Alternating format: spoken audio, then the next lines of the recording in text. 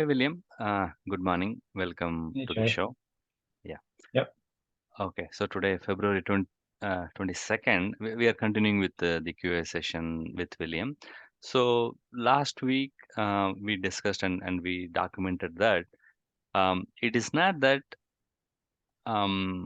in this physical universe, I am a body, and in the body, the mind exists. Uh, but the new point of view I've heard from William is that actually there is one universal consciousness in which all the physical universe is projected, and whether it is William's mind is also projected, and Jay's mind is also projected, and every human 8 billion of us mind is also projected. But in reality, I mean, the one universal consciousness is the only reality in which, whether it's a physical universe or individual minds, they are projected, and they're transient and they come and go. Yes. Uh, Thanks, William. Yeah. So this is where we are, and we will start from here. I have one broader question, William, for today, and I think it will take us to many directions. See now.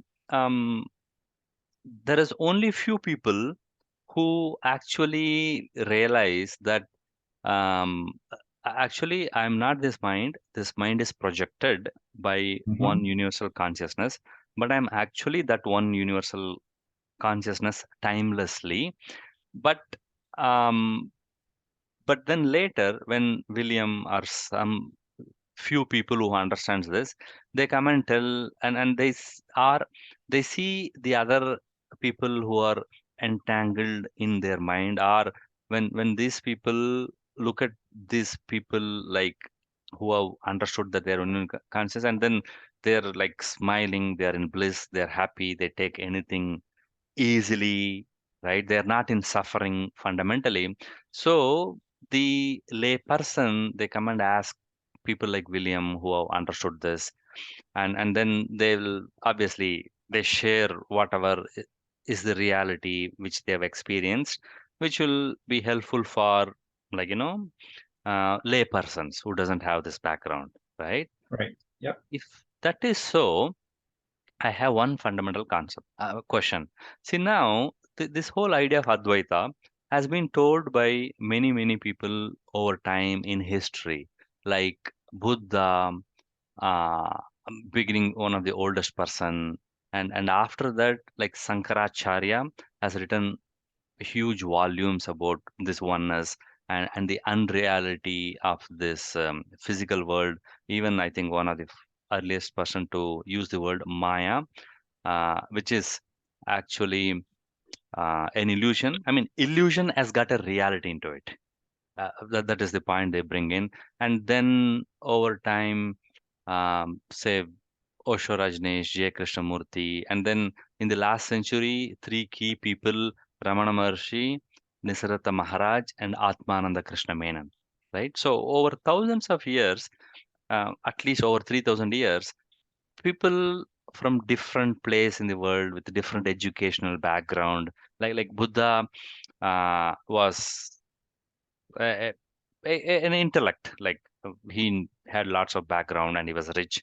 But then if you look at Nisargadatta Maharaj, he is from like poor background, and Yeah. and like not educated much like what Buddha could afford. So people from different background, and in different time zone in different countries have realized this. So my first question is, whatever these Advaita people have realized, is that only one truth, that my actual reality is that wholeness, but then this is just a mask or a transient being. Is the truth only one across all these people? Yeah. There's only one truth. Okay. It's there. There may be many forms in which it's appearing, but beneath all those forms, it's the same one underlying consciousness that is that eternal truth. Like the appearance can appear however it appears. Like you said, it could be somebody that's educated, it could be somebody that's not. but underlying, like, what you see is not the actual like representation of the truth. You're just seeing the projection, and the truth is beneath the projection. Like what you see here is not the truth. The truth is beyond here, and it just is emanating out through the form. I mean, it's emanating out through everybody's form. Mm. It's just that there's not a realization in every being. Like every being's not realizing it, but they are it. Ah, There is nothing other, there's nothing other than truth. Like okay. if So good. like Yes. truth has to always be true. Hmm. So what we are here, like these are appearances. Like the world is an appearance. Like when you go into deep sleep, the world disappears. So whatever is appearing here is just the form, and it cannot be the truth. Okay. Um. So all this, whatever this Advaita teacher have been saying, this is only this fact that the actual reality is the wholeness, the Yeah, one. Yeah. and it's really what's beyond the appearance. Hmm. That's Okay. that's the pure consciousness is not appearing. Like this is appearing upon the pure consciousness. Okay. The reason why I'm specifying here is, William, see, lots of people have discovered lots of things. Like if you look at the periodic table, like there is like whatever 200 plus elements. Somebody discovered uranium, somebody discovered polonium, or whatever, right? So Mm-hmm. there's like so many stuff, right? But everybody discovered something new, right? But then and then if you look at the machinery or the smartphone, like so many people discovered so many things. But then I just want to be very clear: truth is only one, and that is this timeless wholeness is our actual reality. Yes. That is the only truth, Yeah. Like what appears here is not truth because it comes and goes. Like right? it's never stable. Hmm. Like it's appearing into the moment and then disappearing. Okay, but there is something which is timelessly present, which Mm-hmm. makes all these things possible. Like Yes. light is the reality of a mirage, for example, Mm-hmm.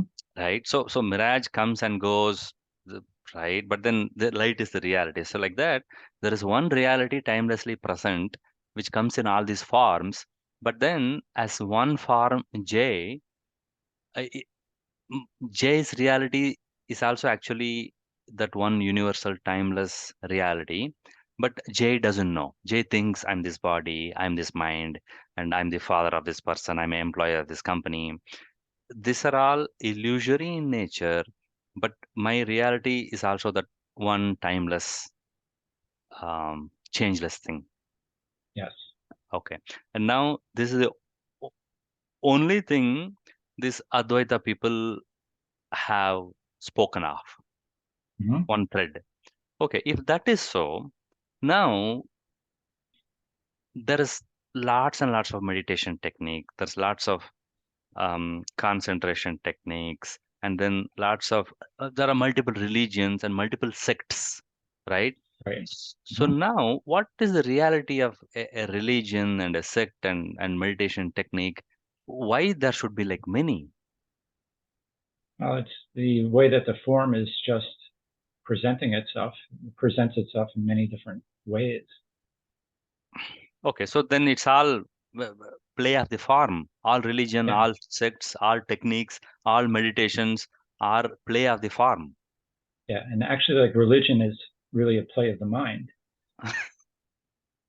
Okay. It's like it's just the mind taking on a spiritual, like everybody that goes to church and just sits in church, like it's just another mind, Activity.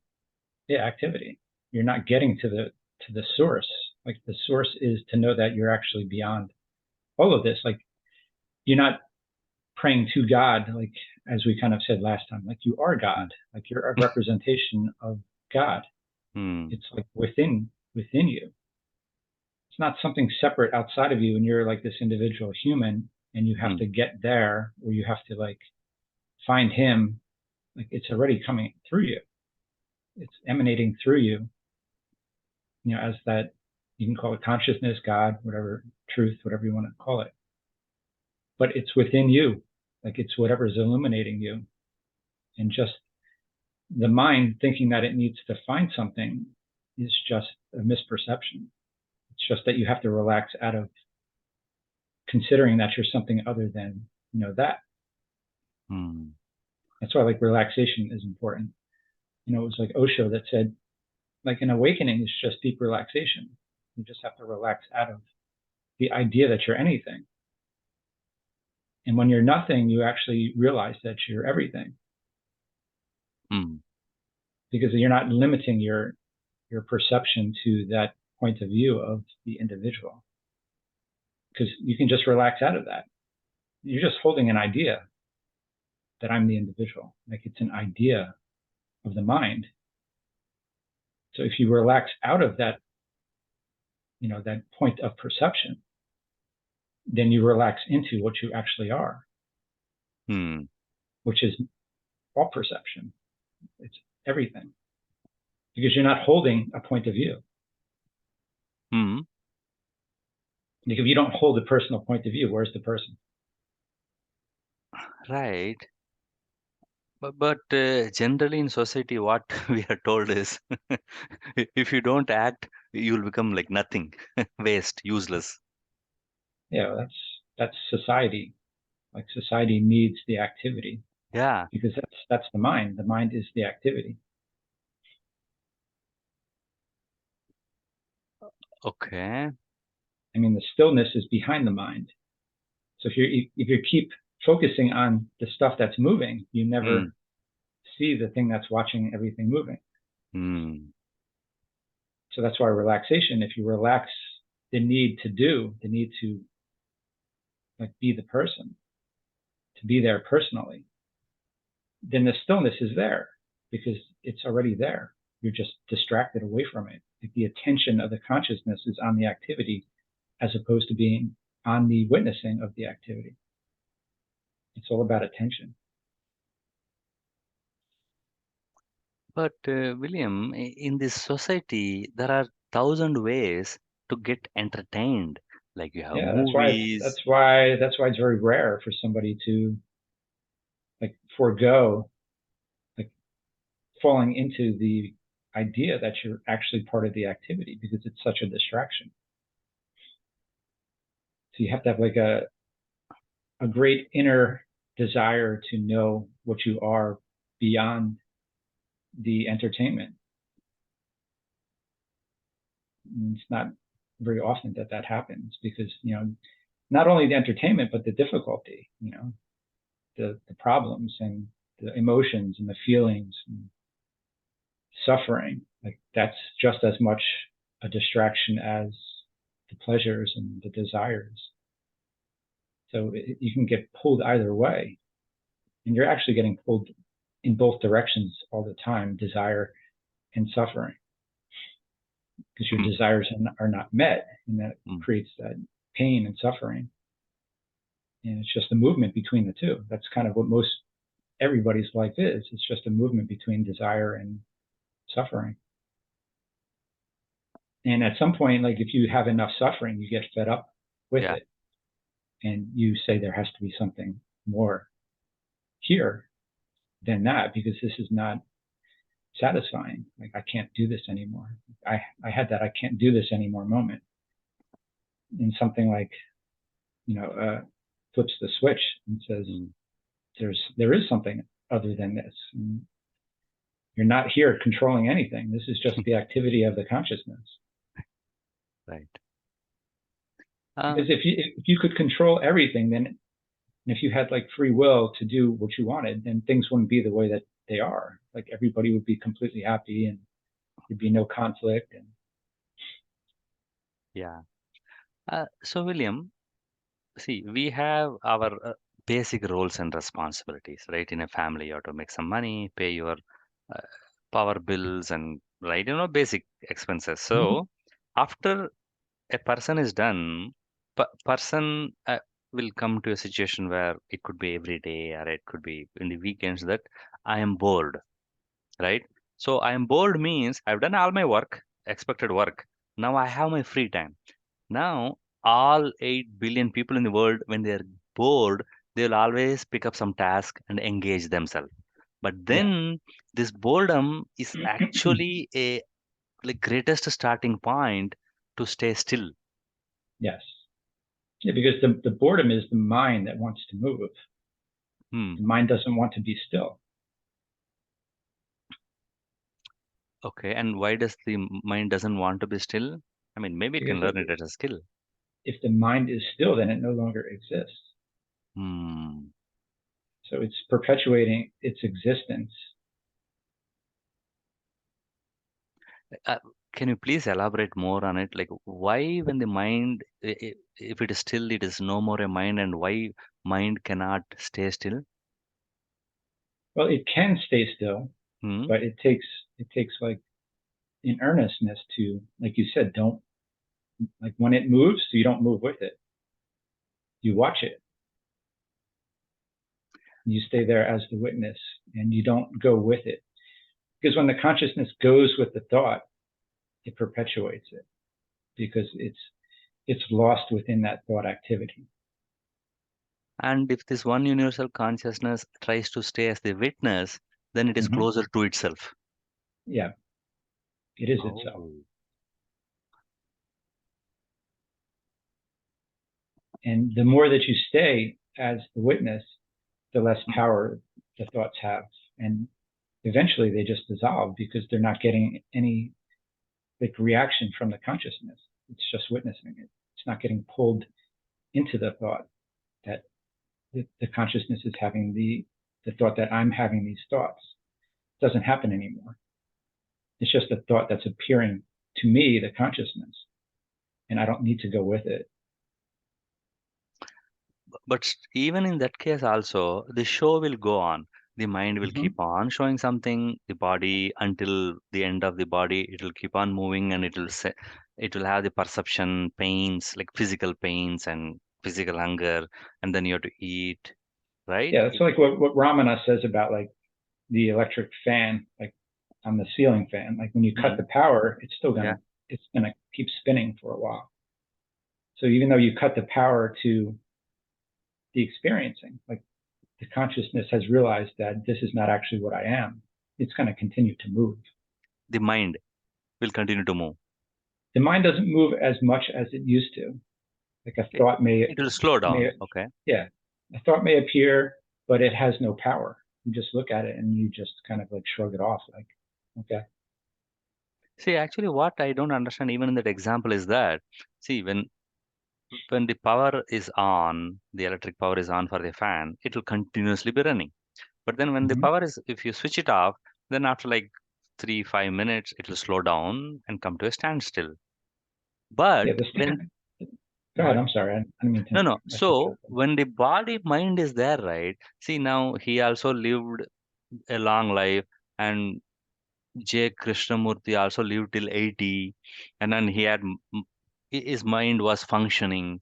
So just because they realize that they are the universal, that doesn't mean that quickly either the mind will come to a standstill, because mind we see them responding to question and answers or physical external world.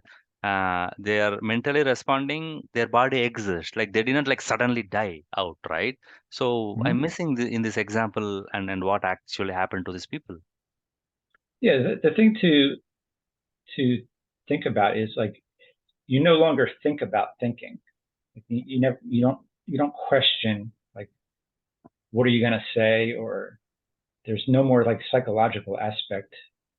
Like the intellect is still there, it's still functioning, it's still answering questions, but like the judgments, the opinions, like all that stuff kind of like The fades away. individuality has vanished Yeah. mostly, I right? mean, But you can yeah. still have emotions, but like an emotion may arise, but Mm, it doesn't stay. Like you may have like something happen, you have a mm, good laugh about something, or mm, something sad happens and you feel a moment of sadness, right. but it doesn't linger, like it doesn't stay. You become more like a child, Yeah, it's innocent child. exactly it's exactly what it is. It's a returning to that innocence. Yeah, because children's cry, they scream, they're happy, they're laughing, they're Yeah, fighting. all within 5 minutes. Oh yeah, I mean, as I've seen my son growing up and his innocence, and Mhm. when he was 3 and 5, like even like when he's like does something, and either me or my wife will beat him for something, like and then like after like six, and he will be crying, and after like 60 seconds he wants to come and hug. It's Yeah, like, I only hit you a minute ago. yeah, because they're in the moment, and like that's the same thing Hmm. that you end up being. You end up being in the moment again. So if something sad happens, you're sad in the moment, but when the moments pass, Yeah. there's nothing there left to hold onto. Like there's nothing left that grasps because the mind's not coming in to Hmm. like register this as like an important event that I need to log into like the memory. Like Hmm. I was actually listening to Muji this morning. He Hmm. was talking about like people that make an anniversary out of their difficulties. Like they'll light a candle every year because this happened on like a year ago, and they're doing it for like 2 decades. They're continuing, and like the sage, like something the same Hmm. happens, and it's gone. Like a moment later, it's gone, and he's back into that current moment of innocence because that's all there is. Like you're no longer in that world of the psychological mind that's creating this entire like fantasy that you're living within. It's just here, whatever is here right now. Okay. Wow. And So, then, but yeah. you said like the intellect works. You can answer questions. Like if you have to Yeah. work, you'll be working. Everything will function. It's just that you're not caught within that bubble of like I am this person having this like long history, like psychological Hmm. history that is like tormenting me every day. There's none Hmm. of that. Okay. Yeah. And you're not Yes. projecting out a future out either. You're not projecting, I need to be this way. I need to have this. I need to have a Hmm. successful job. Like there's none of that. It's like whatever appears in the moment. I mean, like you may need to plan something, but it's just planned in the moment. And like I need to plan to have this call. So Yeah. I Uh, like so, when the hmm. calls over, like I know that we're going to have a meeting next week, and like Hmm. when this shows up next week, then I'm here. Awesome. See, the confusion I had, or the mental friction I had, was many of these spiritual people say no mind is the state, is the Mm, right state, and all those things. And now what has become clear to me now in the past few minutes, intellect can function like logically, okay, this is the order I should do, and this is the most optimal way, this is right, this is the efficient way. The intellect can still function, and even the emotional system can function, but just like a 3-year old or a 5-year old, still yes, okay. Okay, so this, even when one realizes, even whatever this no mind happens, but still till death of this body and this mind, this 5-year-old innocent child can will function, and then intellect will function, which will logically answer. But then only that selfish autobiography will not be there, right? Like when I yeah, say this personal autobiography, we will know, okay, this is how my life started. I am 15, 25, 35, 45, 55, whatever years of age, and I got another 20 more years to live. I should plan for retirement. I should be the biggest guy in my village. I should have a biggest car. All those things. So the personal autobiography, that one day will stop. Okay, now no more this individual has to live. We will tackle it as it comes. yeah. And it's not like it disappears automatically, like your history. But you still know that like you have this idea of who you thought you were. Like you still have like memories if you need to recall something. But you'll also Yes. know that that's a complete fabrication. That is not who you actually are or who you actually Mm. ever were, because it Mm. was always just an appearance. It was just a momentary appearance that somehow you logged into your memory as this was an important event. Okay. Eh, So it's eh, still there, but you just really you don't see the importance of it anymore because it's not right. who you never were that. You Yeah. never were that historical person. Hmm. Okay. I mean, what happened in like Buddha's life also, I can like, relate to this. Like Buddha, after realization, he actually goes back to his father and wife and kid, Mm-hmm. and then he talks and like, he makes a like good conversation with his father, like he explains and convinces him, and then even in his father's deathbed, like Buddha is told that okay, your father is going to die, and then Buddha goes back and he decides the next king for the kingdom, like which is a huge responsible decision. Like he decides, Right. okay, look, this one of my cousin is a responsible person and he's a good guy. Please make him as the next king. And his father, even his deathbed, wants Buddha to be the king, the next king. But then he said, no, this guy will be the right guy for this role and position. Buddha Yeah. decides. Mm-hmm. It needs a humongous intellect and a great understanding, like who is the right person, what is the roles and responsibilities. Okay, to do this role, this person, one of my cousins, I've seen him, I've like grew up with him, he is the apt right person. So that intellectual smart decision Buddha does. And it's actually even more clear because he's not clouded by any psychological like opinion, or it's more of Yeah, just a straight intellectual like this is the way that it should be because I understand like without my own like opinions or judgments, or like without my partiality.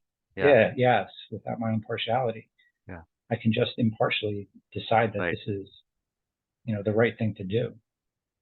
Yeah. And also I've read um in Ramana ashram, there was a cow by name Lakshmi. He was very attached to that. And then one unfortunate day, that cow Lakshmi died. And then Mm, Ramana was having tears and he was crying. mm. And then Yeah, people asked, what sort of master are you? You are attached to a cow. yeah. I heard a story about him that he was like fond of a squirrel. Like there was a squirrel at the ashram, Okay. and a snake came up and was about to like get the squirrel.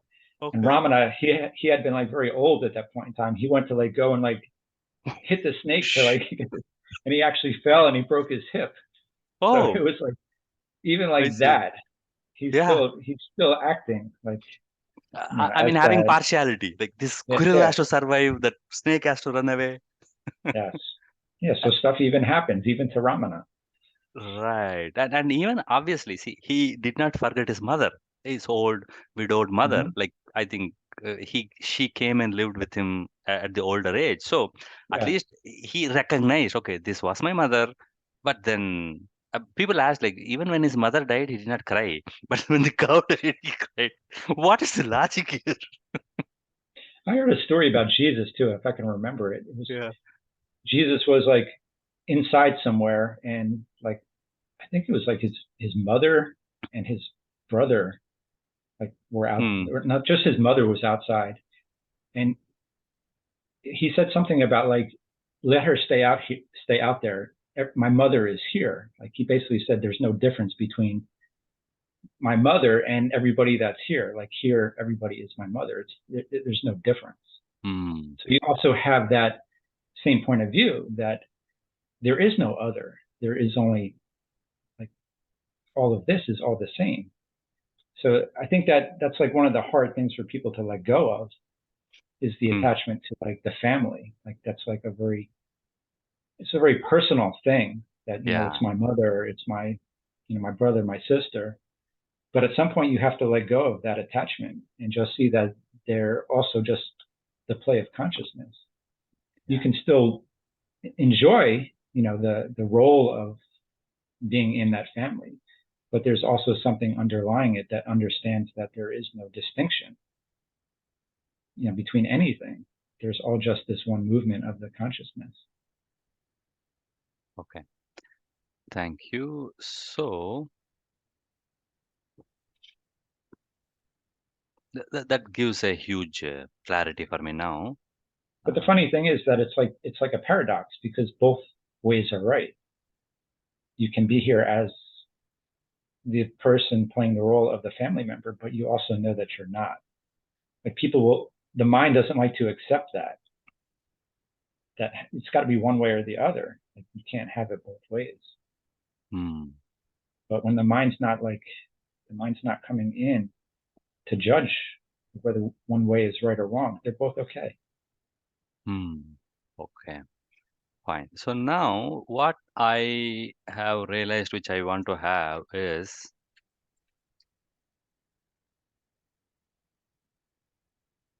intellect will still function Mm-hmm. and um, not so strong emotion will still appear, right? Even if somebody has understood there that one universal consciousness, just because there is body mind, intellect will function, continue to function, and maybe impartially and maybe even efficiently because there's no emotional load onto it. And emotion like a 5 year old, like let me also put. Yeah. You can also say that like even emotions can be used. Like I think of like Nisargadatta. Ah, Like Nisargadatta would get very angry like at one of his uh, followers, but yeah. he's using that as like a method to reach something within that that person that's following him. Hmm. Okay. Thank you. So Okay. it's more of This. like it's more of like a command over the emotions. Hmm. Like Okay. I can watch a movie and like sadness will be there and you Hmm. allow it to be there. It's not like you have to like not be sad. Like I don't want to be sad because that's like something that shouldn't be there. Like Hmm. you allow it to be there because you're just you're allowing the experiencing to be the way that you want it to be. All right. Thank you. Okay. So to continue this, um, there is one thread of this one reality, like many people have realized or understood, got the insight, and saw the reality. What I want to actually hear from you was, you know what?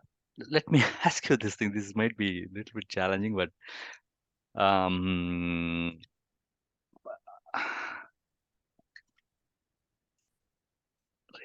okay, let me put it this way. See now, even we just listed few names like Buddha. I mean, it's not in any timeline. Osho, J. Krishnamurti, and Ramana, Sardatta,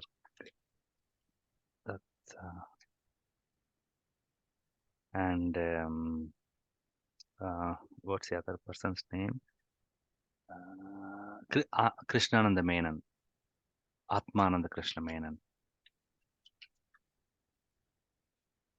Okay, this is some of the big list I have. So now I'm sorry to put you into this inconvenient listing, but I think it will be useful in the long term. Can you name few more people, uh, either the old timers or like who you think are like really the people who know that they are the actual universal consciousness, uh, and speaking to obviously there will be so many people who are like silent and who don't want to be in spotlight or Yeah, limelight. Can you please name few more you whom in your journey have helped you and affected you, and even after your journey, after you realize this, then you say, yeah, what this person is saying is out of his reality. yeah, I can probably think of a Please. few, not that many because No the problem. ones that were the major ones are up there already. But Shunru Shunru Suzuki. I don't know if you know how to spell that. S No H problem.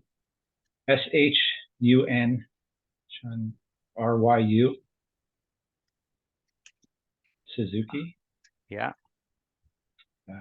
Alan Watts, Okay. Robert Adams.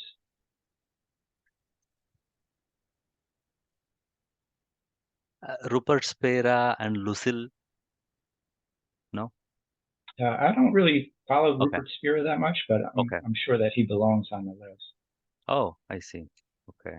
You know what? I'll just wait for Another you to another tell. one Yeah. for me was Adi Ashanti, Okay.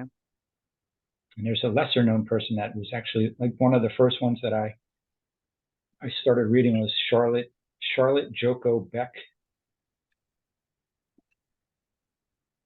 Something like this. Let Yeah, I me Google the right name. think you got it right.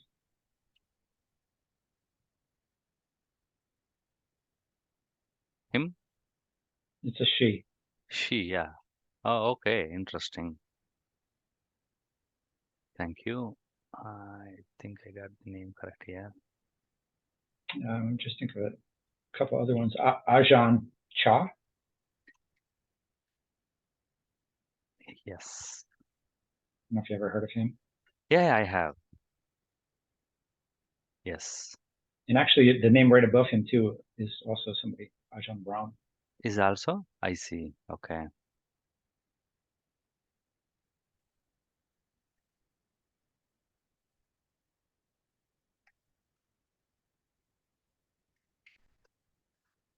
Okay. Who am I missing? I'm missing this is a guy that just borrowed from Vietnam. Oh, I can't think of his Thich name. Nhat Hanh? Oh yeah, Thich Nhat Hanh. Okay.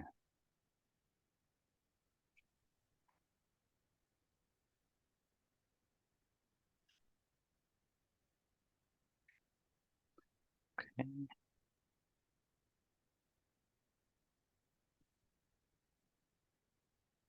I don't think I could really think of any other ones. Okay. Maybe if we give this, it'll give us few names, then maybe we Oh, can. Papa G. H Uh, W. HWL Punja. Punja. Yeah, yeah. Papa G. Papa G. Okay, I'm Oh, just taking Muji. Muji. Muja Oh, I added forget. here. I added Oh, okay. while Yeah. talking to you. Yeah. Yeah. Gangaji. Adi Shankara. Yeah. Have you read any Adi Shankara yet? I think I've read a little bit. I don't really remember it too much. Okay. Okay. No problem. Yeah. Oh, this it's not really Advaita, but like Lao Tzu, like from Lao Tzu. Yeah. Yeah. Yeah. the, Oh my the God. How Tao can Te we forget Lao Tzu? Yeah, Yeah. yeah, When Osho explains the Tao book, right? You yeah, know yeah. the I love, first sentence. yeah, I love listening to Osho explain it. Yeah, First sentence is truth cannot be put into words. Whatever put into words immediately becomes untruth. yeah. That's a good starting point, actually. Oh my God. Yeah. Okay. Yeah. Obviously, we can add to this later, right? And I would like to listen to you, like whatever comes to your mind, either now or like later. Um, right? We'll discuss about like some of their statements which affected you. But can I take a 2 minute bio break? Yeah, yeah, no Right? problem. Yeah, thank you. I just need to fill some water and get it here. Okay. I mean, even if you want, let's take a small break. I'll be back.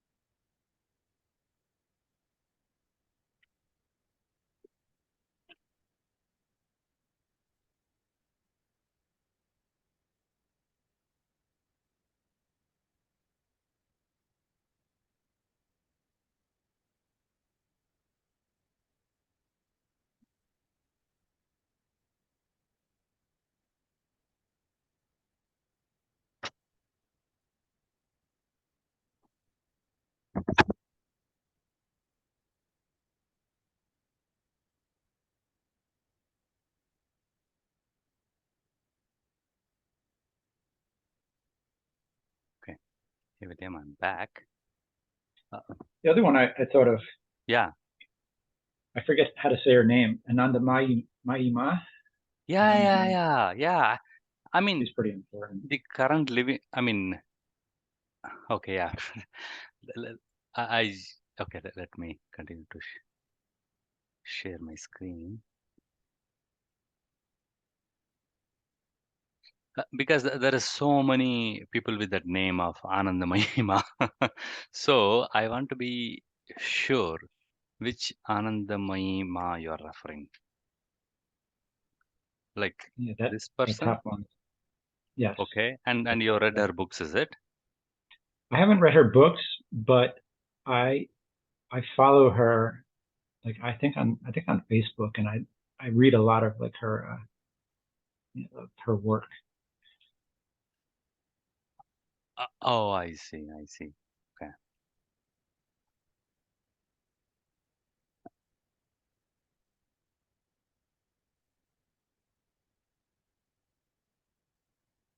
Okay, this is a good starting point for us.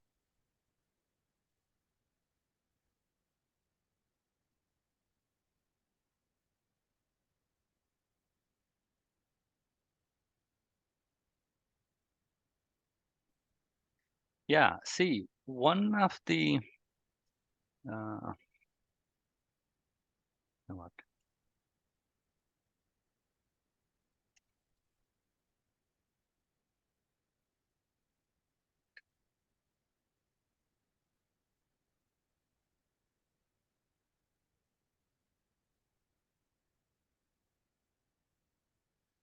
One other thing next we can do now is like, if you can, like, speak about some of the interesting things. That is one thing we can do, uh, which is obviously related to this picture. We can do that, or I'll continue with my question and we can do this later also. It's up to you. Thank you. So then, I'll be happy to, yeah. These are all the the two big pictures we have now, which like summarizes whatever we have been discussing from the past few days. This is like the big picture and all.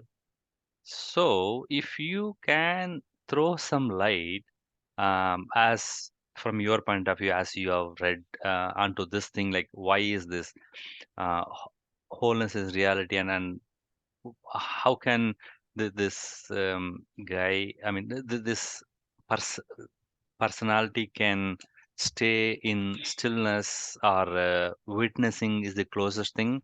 Um, yeah, let us start with that and see how it goes. Okay, from Buddha, see now, to my surprise and to the horror of many families from thousands of years, like Buddha is one of the first person, like he meets people randomly somewhere and he starts explaining, and to the horror of that person's friends and parents and relatives, like that guy will become a monk, shave his head, and then transform his whole, I mean, change his whole life, Yeah. right?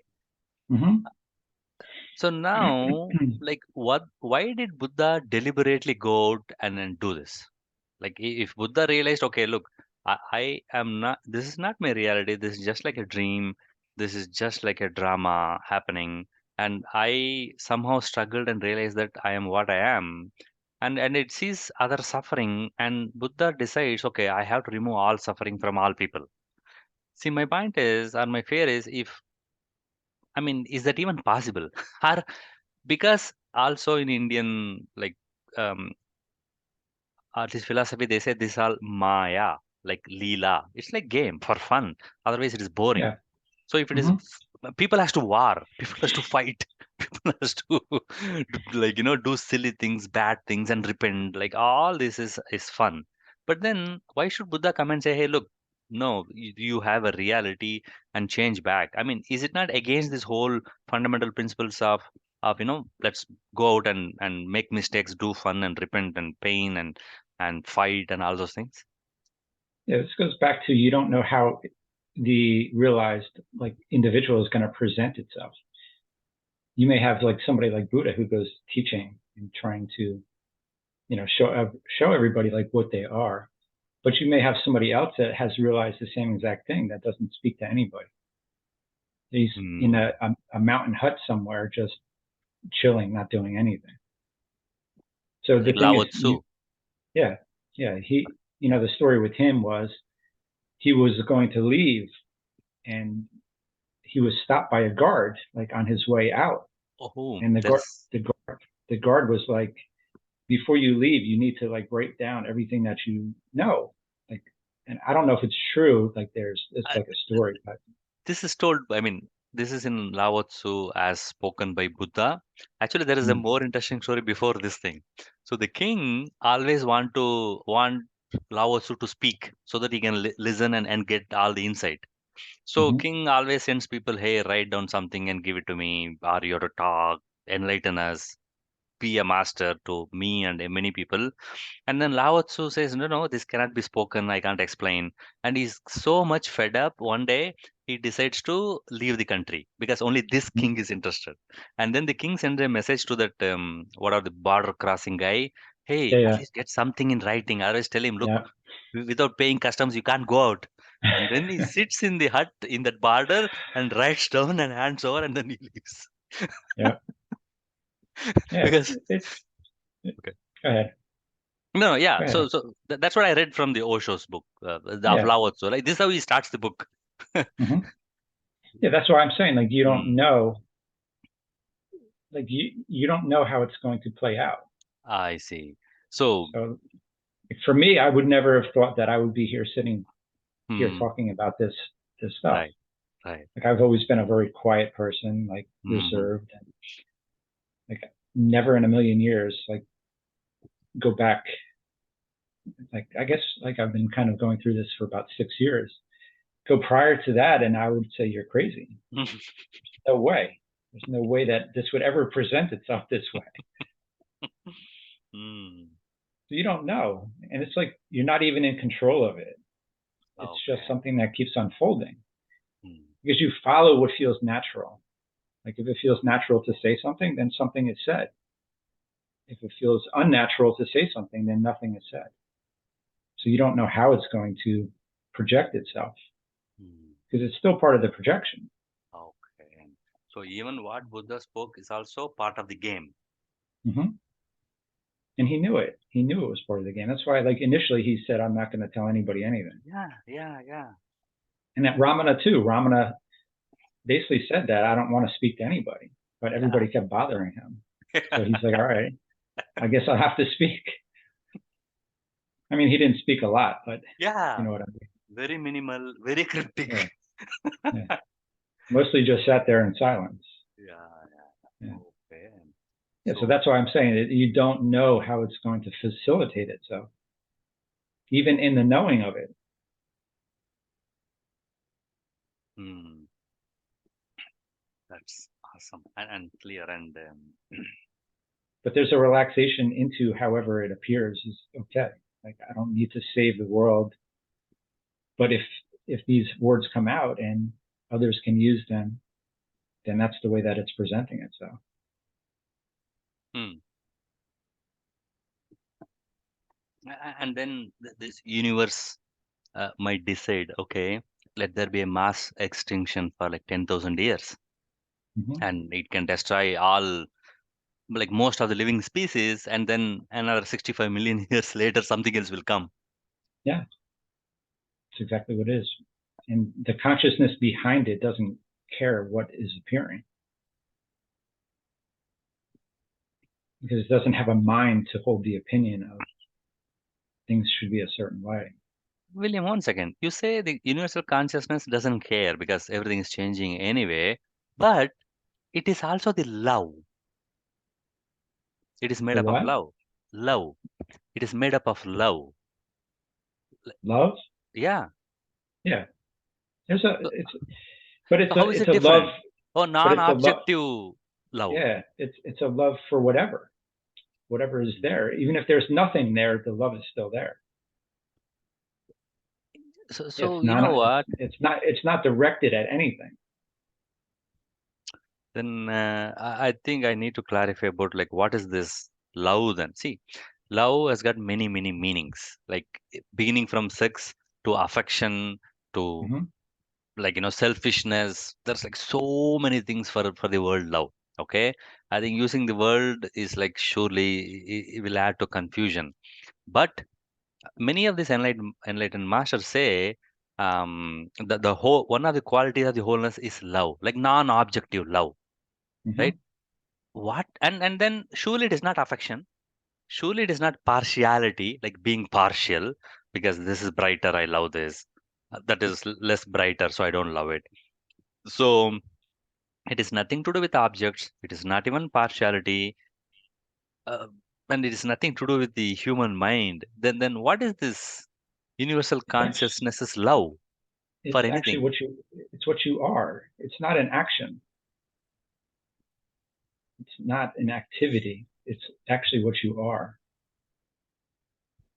See, to put it bluntly, you are doubling my confusion. Now I'm struggling to understand what the hell I am. So I don't know what I am. And I don't know what is love. This universal consciousness love. Now you're trying to explain one unknown with another unknown.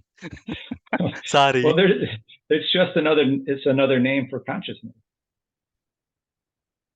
There's no distinction between the two. There's not But consciousness and the love of the consciousness. It's it's it's a unanimous like field. It's a conscious love. uh, I, uh, I honestly, as a layperson, I believe I am still a personality most of the time. Okay. So Hmm. now, but I'm trying to hear more about consciousness and trying to get an hint and sometimes an insight. Sometimes, like I'm struggling to like stay as witness and stay as stillness and all these things. Sometimes I get this, but most of the times I come back to my personality.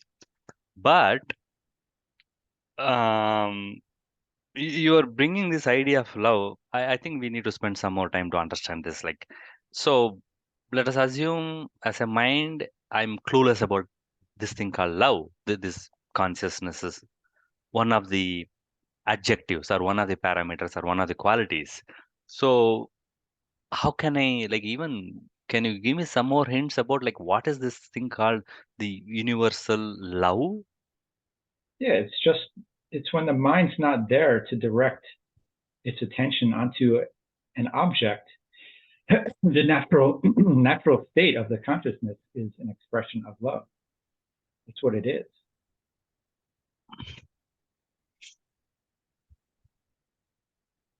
I mean, what did Nisargadatta say? He said something about wisdom is knowing I'm nothing. Love is knowing I'm everything. And like I move between Everything, everything. everything that can be appearing. He knows himself as that. Okay, let us come in a negative way. Love in with our human mind and the society means what is not hate, right? Yeah, So you could say it's opposite. yeah, right. If I'm not hating, then if But I'm love, love in the context of the experiencing is not the same as love in context of because actually love it comes with a fear. Like if you love yeah, somebody, there's yeah, a fear of fear losing. that yeah, there's a fear of loss that comes with it. So it's not really a true expression of love. Like love has no fear attached to it. But the only way for fear to not be attached to it is if the mind doesn't come in and take ownership of it. Like when the mind's not there taking ownership of love, it's just an expression of the consciousness, and the fear does not come in with it because there's no object to be lost. You can't lose it because you are it, and you're just expressing it. It's an expression of what you are. But when the mind comes in and tries to get involved with it, like that's what every relationship ends up being is a mind-based relationship. Like it's unless you're realize that that you're not this. It's just what happens. It's just the way a relationship occurs. And you're not actually in a relationship with the other. You're in a relationship with your projection of the other. You don't Mm. know the other from their point of view. You only know your projection of them. So you're actually Like, in a relationship with something within your mind. Like it's all mm, happening within your mind. yeah, but the problem is mind itself is projected. This is how I know the other thing, but the other has got its own reality. See, Yeah, but there you are don't two. know you don't know that other I reality. know. You never will. That's why you always hear, oh, I never really knew them, or they never really knew me. Like after Mm. somebody breaks up with somebody. Yeah, yeah, Yeah, you hear that all the time. yeah. Not who I thought they were. No, because you were looking at their projection that you were creating within your own mind. And But the problem with those types of love relationships is the initial person that we project the other person to be, that person may change like a lot. It's kind yeah, of what happened with my divorce. Like I changed a lot, but my ex-wife was still holding that projection of that initial person that she had met, and I was no longer that. And if right. you hold on to your projection, then it just doesn't work. So the consciousness, this dissolves all of that interaction, all of the projections, all of the objectification. And when all of that dissolves, the love that is actually true, it's the only true love that there is, comes up out of you, because it's not muddied by any of the mind's projections. It doesn't need anything from anybody. It doesn't need anything back, because it doesn't even see an other.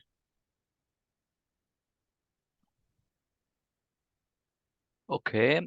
This quality of love, I mean, are this universal quality of, or are the quality of the universal consciousness, which is love, you are explaining? I mean, is it close to like affection, like what we have with other people and all? No, because affection, It's not even affection. no, you can't. I can't give you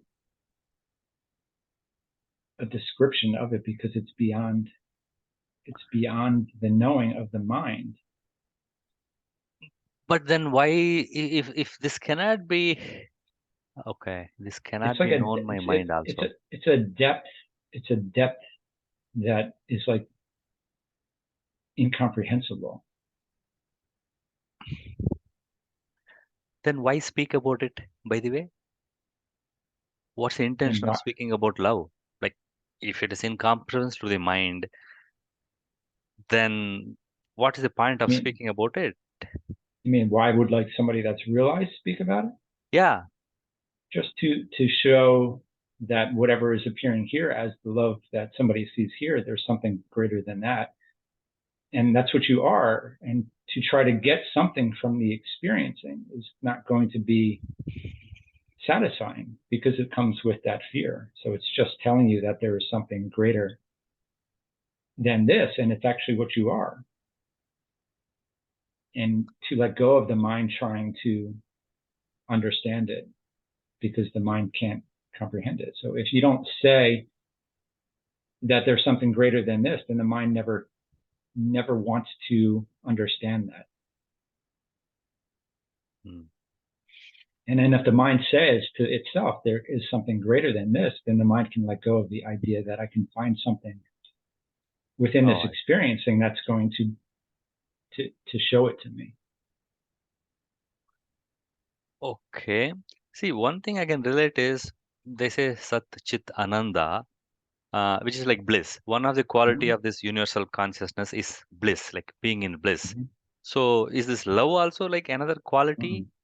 But consciousness Bliss is, itself is love.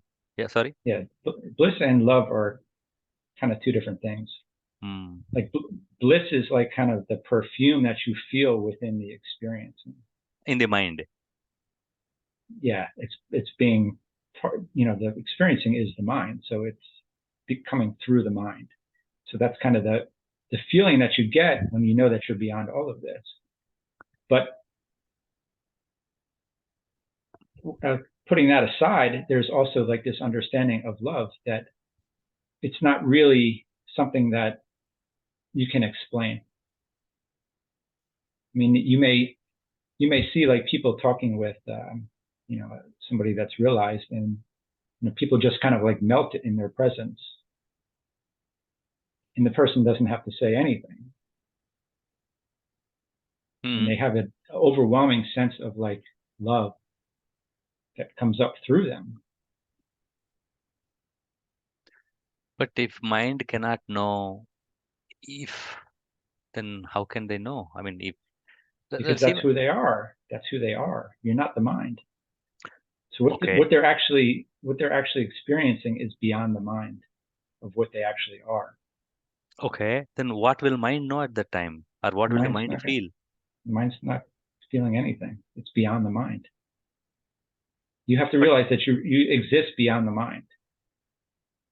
mhm, You're looking at it from the point of view of the mind. There's yeah, something beyond the mind that is already there. So the mind trying to understand what's beyond the mind is not going to happen. but will there be tears in the eyes at least? Yeah, it may present itself that way, but that's just part of the expression. Hmm, hmm, hmm. But the root of whatever is that consciousness is beyond the experiencing. Is there other than love? Is there any other word you want to use to explain this? Because love is a corrupted word. Word. Is there any other word you want to use which I conveys mean, this it's it's just love, truth, consciousness, God, whatever you want to call it. They're all reality? the they're all the Wow. same. Reality. Yeah. Hmm. Okay.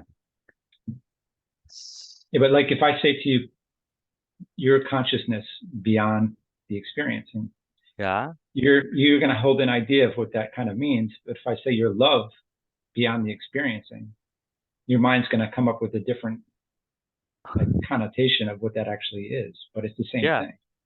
Just you're holding a different idea of what consciousness is versus what love is.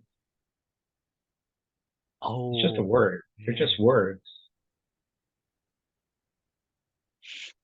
Okay. See, one thing I can come closer is like people, many masters say, okay, close your eyes and just observe inside the observe inside the stillness without words or images.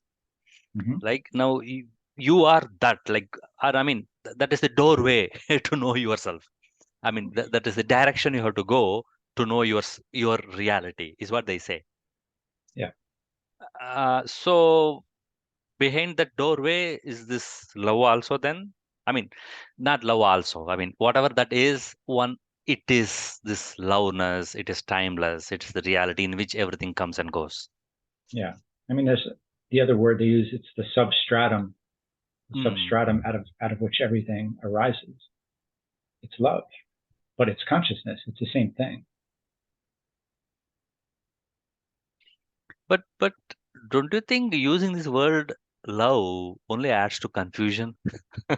Because Yeah, we but all, the one good thing about using it is a lot of people you say, oh, there's consciousness beyond this, and they have this idea of blank, like yeah, void, blank, nothing. yeah, There's yeah, nothing, which is true. There's nothing beyond, but yeah. it's not nothing void. Hmm. It's nothing something. I- In which the whole universe appears, interestingly, Yeah, uh, yeah. That's unintuitively. one reason to give it another label as love is to see that it's not devoid of anything. Oh, maybe, you know what? Maybe they use the word love because it is what makes everything possible. Yeah, Like, what makes reproductive love makes things possible. It's create like creation. Creation has to be love. But what we know is creation is possible because of sex. That's what we know. Right? How was And babies made? this is Yeah. God's creation, Hmm. creating Okay. the universe. Okay. So this universal reality, instead of staying as no thing, it creates many things. And maybe because of that, it's called love, because it loves to Yeah, create. yeah. Hmm. But the thing is, the mind trying to come up with an idea about it, it just Is the hides it. corruption. Yeah, But William, okay, now this brings to another important question. The mind somehow hears, like one of the great thing I've heard, like Buddha has done is he, because of him, many people become monk, so that all the lay person sees them and say, hey, look, this guy, even though he doesn't possess anything, this guy is at least happy. I hmm don't possess, I possess many things, but still I'm unhappy. So yeah, this brings a question and some attraction, and then people are attracted towards questioning and like knowing and knowledge, right? So similarly, even though this cannot be explained, this cannot be put into words, mind can't understand it, all these pointers are helpful to the mind to go to that state of no mind or like knowing the reality, right? yeah. hmm Okay. Yeah. So this knowledge of pointers, this collection of the knowledge of all the pointers to one's reality, even though that itself is made by mind and is used for mind, but then that actually helps the mind to go to no mind. Yeah, it more shows you what you're not. It doesn't show you what you are. It Okay. convinces you. It convinces you that you can't be what you think you are. And whatever you believe is not true. Yeah, that's the neti, not this, not this. Okay. Like anything that can be perceived or conceived cannot be you, because there's something beyond that that's perceiving and conceiving. Okay. So then the real teaching is to speak about the unreality of whatever is known. Yeah, you have to come to admit to yourself that I can't be what I see here. This can't be me. And there's many different ways of doing that. I see. The to who is this thought arising to? Like, who's watching the thoughts? If you say it's me, then you have to like admit that I can't find me. I can't find me. Yeah. That I, is no matter how easy. how much I search, like I can't find myself. I can Hmm. find thoughts, but who's the one finding the thoughts? Hmm. So there has to come a point in time where you admit that there's something there that I can't be these things that are appearing, because they're appearing to something that I don't, as the mind, or as the individual, I don't know. Hmm. So I am that in which all these things appear. Yes. And I said it a few times, but the big hint is everything's appearing and disappearing into the moment. Hmm. There's only the now moment. So there has to be something that's watching everything change moment by moment. Like something has to be stable to understand that everything is changing. That's the only way you can realize that things are changing, if there's something that's stable. And since everything we see is not stable, it's just moving, it's changing. The mind, the appearances, it has to be beyond this. But William, how can I know that there is something permanent staying, because scientists say there's big bang, and then even if I see outside everything is changing, and people say our body is changing, and they also say in 7 years our 100% of the body is replaced, right? Hmm. So if everything is changing, how can there be something which is unchanging? Maybe there's nothing. I cannot guess, right?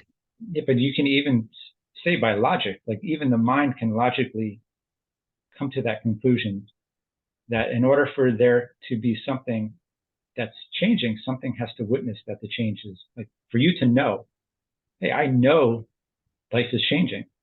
Yeah, Who is it that knows? th- it might be The this change mind. that which is changing can't know. No, If if you were part of the change, how would you know anything was changing?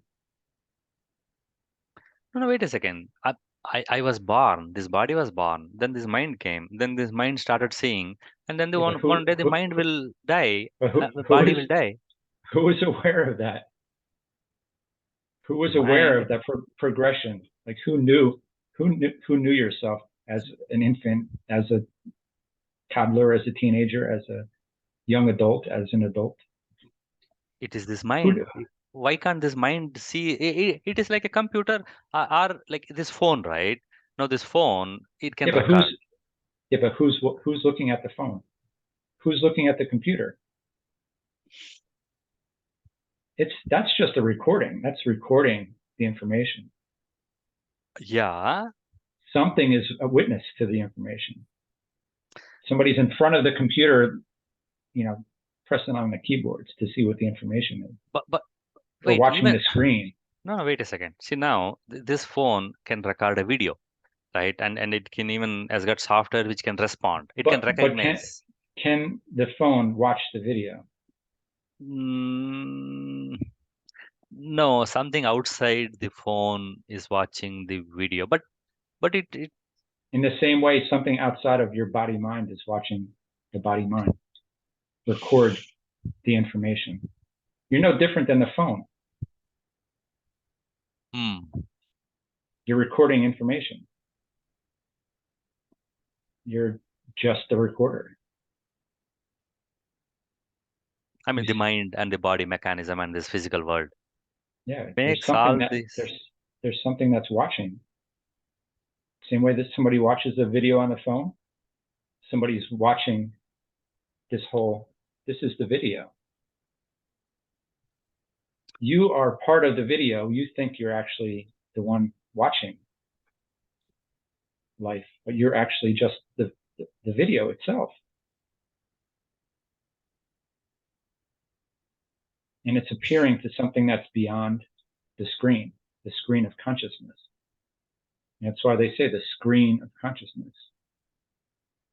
It's just everything here is appearing upon the screen, the same way a video appears on your phone. But you're the witness of the video. You're not the actual participant. I'm the witness of what?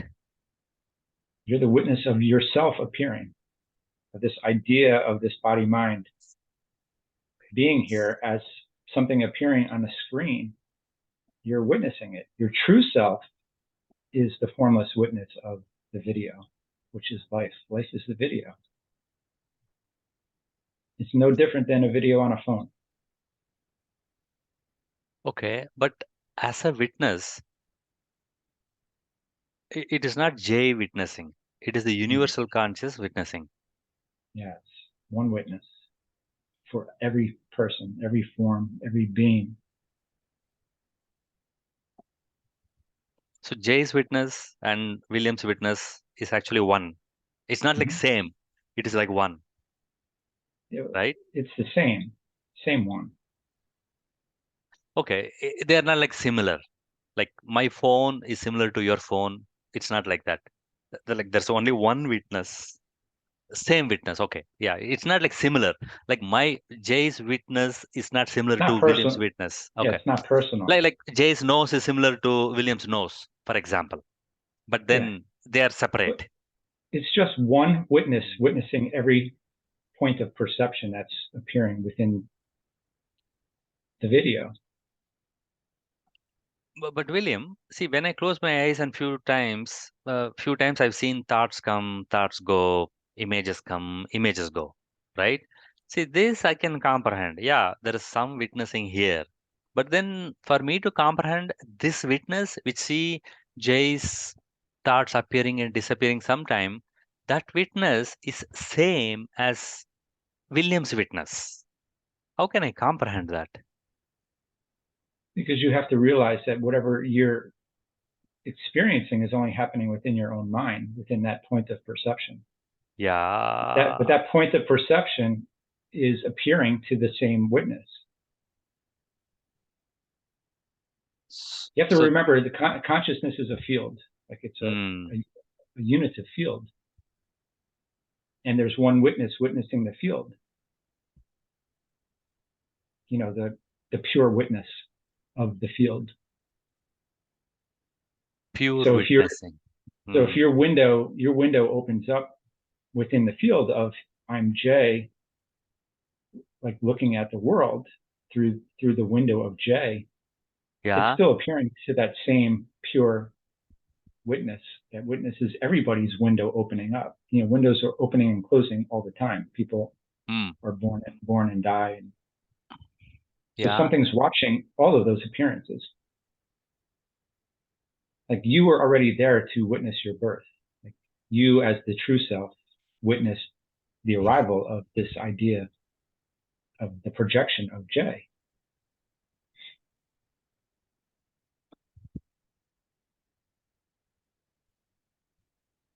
Like that's what nobody wants to. Nobody wants to accept the fact that they're just an appearance. But the Hmm. thing is, what they're doing is they're doing themselves a disservice because what they actually are is the eternal universal consciousness that never dies. And you're actually doing yourself a disservice by holding on to the aspect of that identification as the body mind because that brings in the fear. That's why like sages are fearless. That's why Krishnamurti says, I don't mind what happens because he knows that that's not who he is. It's just another appearance, and he knows that he's eternally beyond that, watching however this plays out.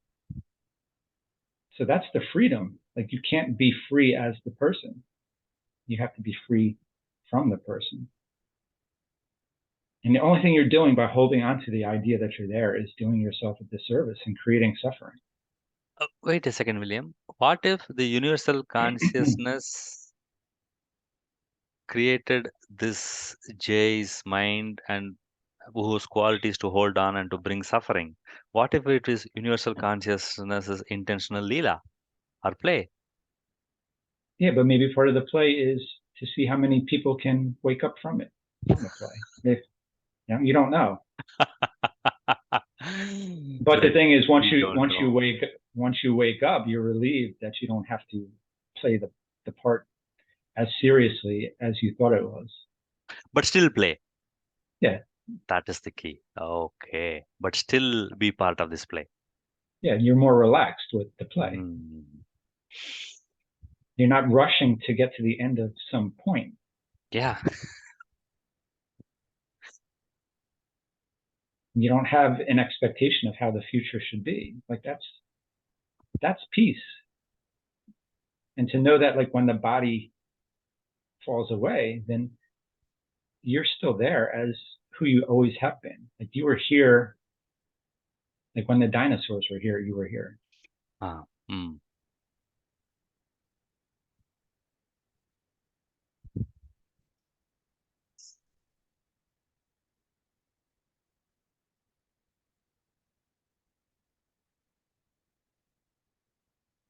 But it takes a certain amount of humility too to accept, stomach that who you thought you were is not the reality.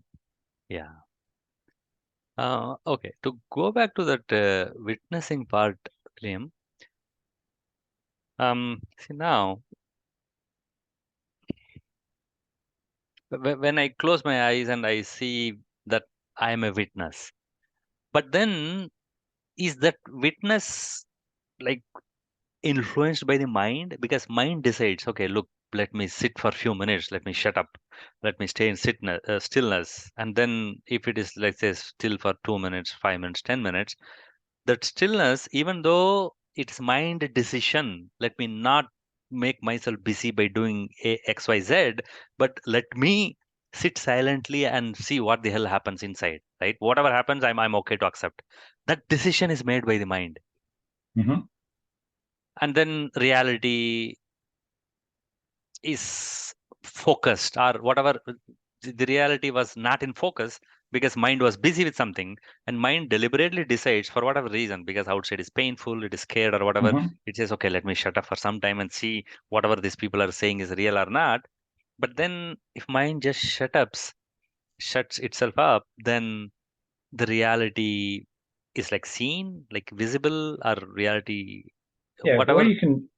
the way you can look at it is like the awareness, the witness is always there, Hmm. impartially, just witnessing, has no interest in whatever is happening.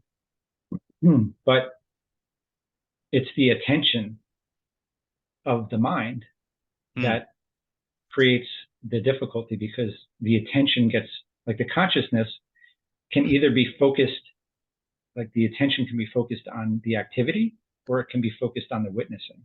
Hmm. So it's the attention that's kind of the critical aspect. So if you loosen the attention on the activity, then the consciousness is not focused on the movement. It becomes aware of the witness. So it's a matter of like loosening hold of the attention away from the activity. And when the activity is not so focused upon, something realizes itself as being there as the witness. And that's why I always say like relaxation is very important, Hmm. because if you can't relax out of the activity, then you're not going to recognize yourself as being there as the witness. But most people don't ever take the time Yeah. to ever like get relaxed enough to see that there's something witnessing all of this. They're so like well, here's another guy, Siddha Rameshwar Maharaj. Like he talks about telling his disciples, like he tells them, like stop smelling the tobacco, like stop engaging in the activity. And Right. he says the second that he stops like talking to them, they have their nose in the tobacco, like immediately, like Hmm. immediately. Right, right, right. Yeah. It's that habit, that habitual like movement into I'm the experiencer. That idea that I'm here having an experience. It's just a habit. Hmm.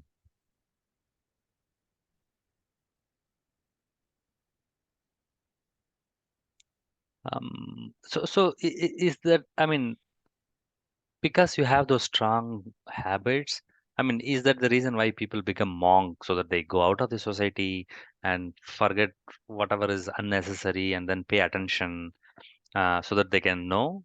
I mean, I mean, that can be helpful unless the person gets caught within the same. Like if you hold the idea that I just need to still my mind, like that's one of the traps that we get caught in meditation. Like as the mind thinking that it needs to still the mind, to quiet the mind.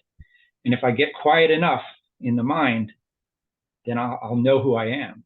But right? that's why there's a lot of people that are monks that still don't understand who they are, because they're still trapped within that activity of mind trying to become still,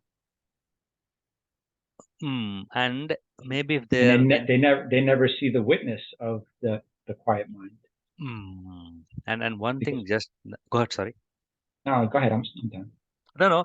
Uh, what I was trying to say was, even this monk, I mean, people who decide to become monks and they are in a monastery, wherever, there also there is hierarchy, like junior monk, senior monk, Yeah, yeah, yeah, master yeah. monk, and also they have timeline. Like you should be 5 years as this monk, and you have to serve the master for 10 years, and then maybe he will.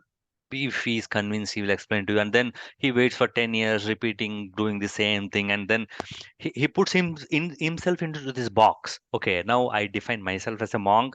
I'm not supposed to look at women, I'm not supposed to do this, so I have to follow this. So mind, like a social structure in the cities and the family life, it has a structure. Even inside monastery it gets a structure, and it want to Exactly. fit into the structure. Exactly. And Yeah, that is. that's why even becoming like quiet doesn't guarantee that you understand Oh, the truth of what you are. You have to even right. move beyond the idea of being quiet.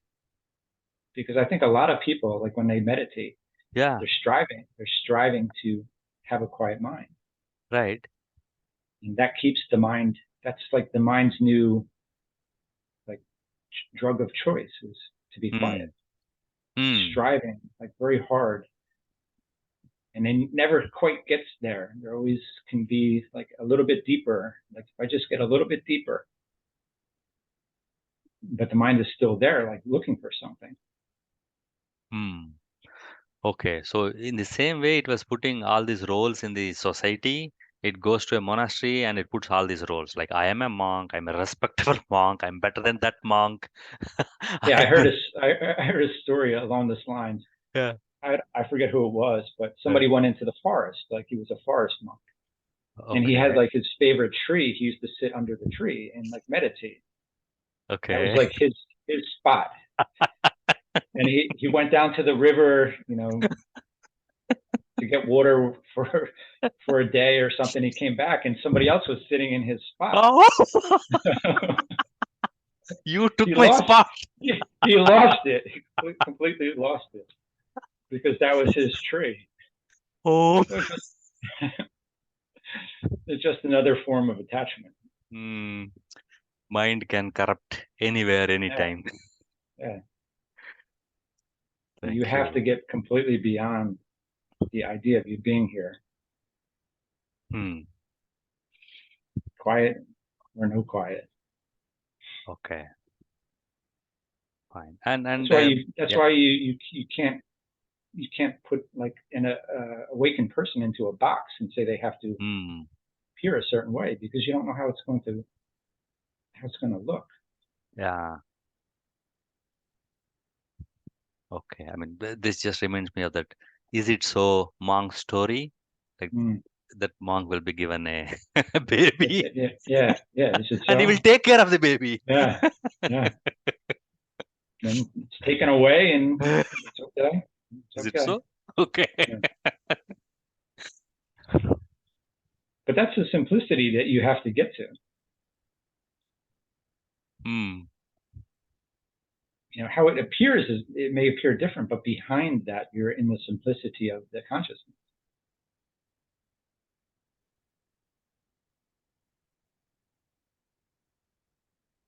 Like somebody may look like outwardly kind of like not with it or chaotic, but behind the scene, it's a complete stillness. Hmm. I forget who's the was it I can't remember the guy. It was, I think he was from China. Oh, Bodhidharma. Yeah, okay. Bodhi Bodhidharma was supposed to be like a raging bull, I think. Yeah, Kind yeah, of like yeah, yeah, yeah. Like he's like a yeah, lion, roaring yeah, like a lion, and all is yeah, referred yeah. as. So you don't know how it's going to appear. Hmm. Like they said he was the pictures are like they depict him as like so scary that he didn't even have eyelids. Like his eyes were just always like Popping out. wide open. Yeah, Yeah. like such a fierceness to him. Hmm. So that's why you can't get caught up in the appearances. You have to understand that everything is appearing from something beyond this, including yourself.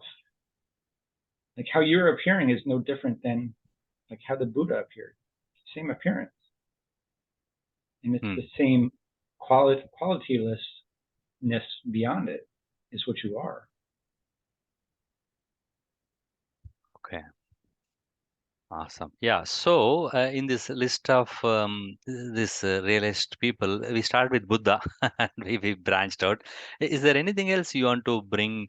What Buddha spoke which affected you in your journey? Any other insights or stories or whatever he has spoken? Anything else? Okay. No. No. Okay. Yeah. Thank you. And yeah, is there any other? This is a broader question. Is there any other tools and techniques any of these listed masters uh, which helped you hugely to get some of these insights you want to share now? I mean, I think meditation was helpful for me just Okay. because Yeah. just because my mind was so busy Right. Right. Um, and I didn't have the space within the mm, mind to relax out of the the attention going with the activity. And like Osho coming up and saying that realization is just deep relaxation actually was very helpful for me mm-hmm. because it taught me that there was nothing to attain. It was just you have to relax. It's already like truth is already here. Mm, You just need to relax out of the idea that you're not it. Like if you're moving towards it, I forget who, I think it was Krishnamurti, it said that if you're moving towards truth, you'll never get there. It has to come to you. It has to come to you. It has to arise within you. Because if the mind's going towards it, you'll never reach it because that's the mind activity. And that's what's perpetuating the idea that you're actually not it.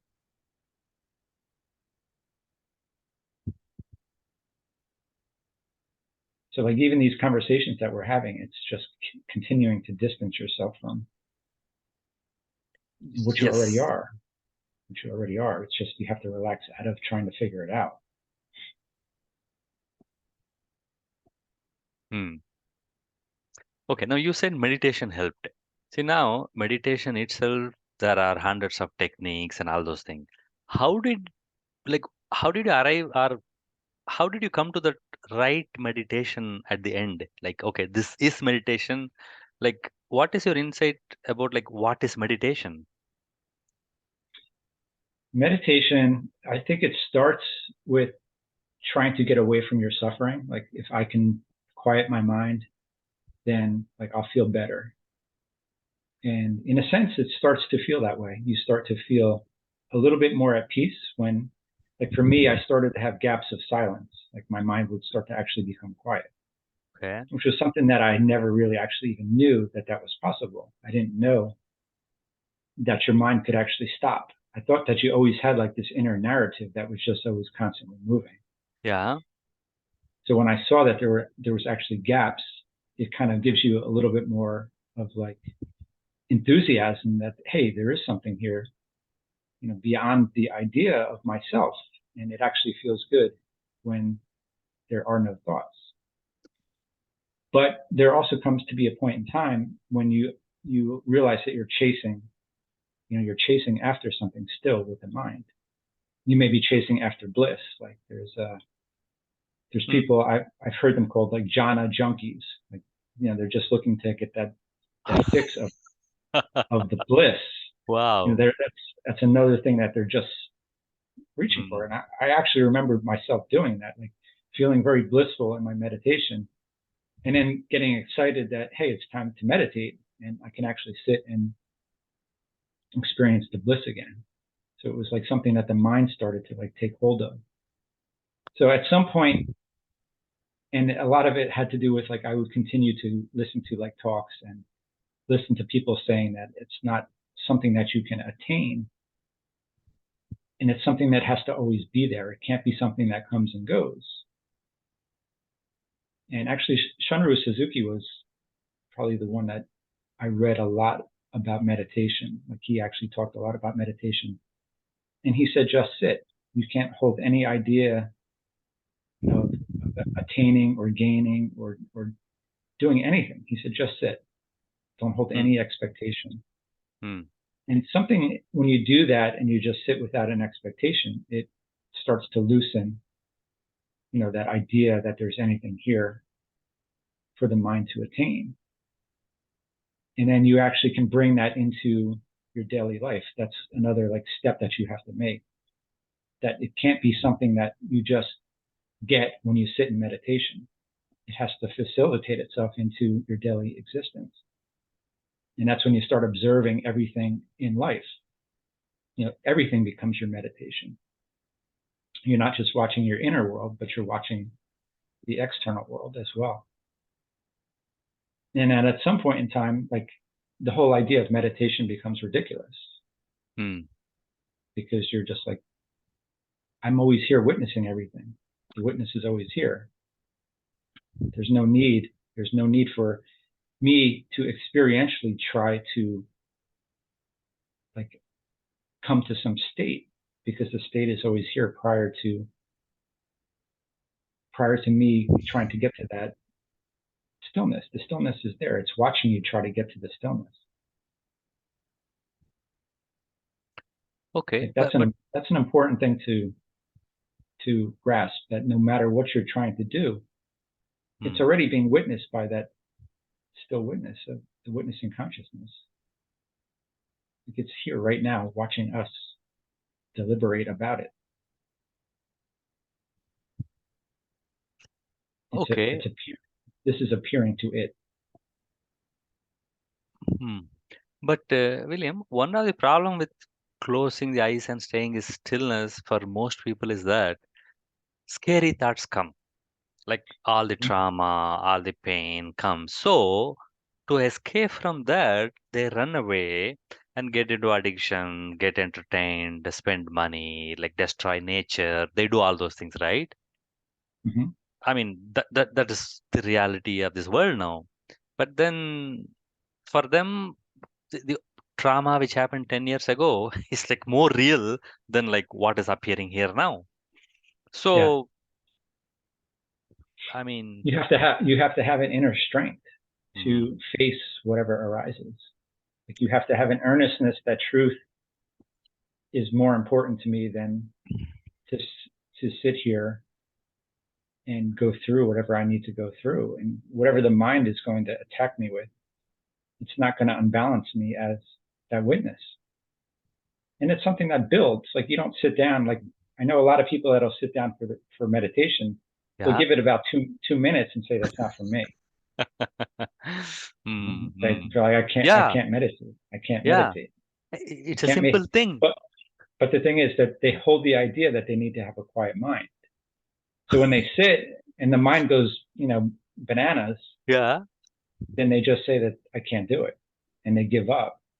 Mm. I mean, until the next time when they suffer some other type of like experiential like trauma, then they go to try it again. Like they'll go Okay. try to sit and meditate again. I have to like do something about this. So you may have like some starts and stops where you look into it, you'll read a few books about it, but it doesn't really stick with you. But something within you is actually moving, like something's moving in that direction. Like Shunryu Suzuki talked about like a clay pot.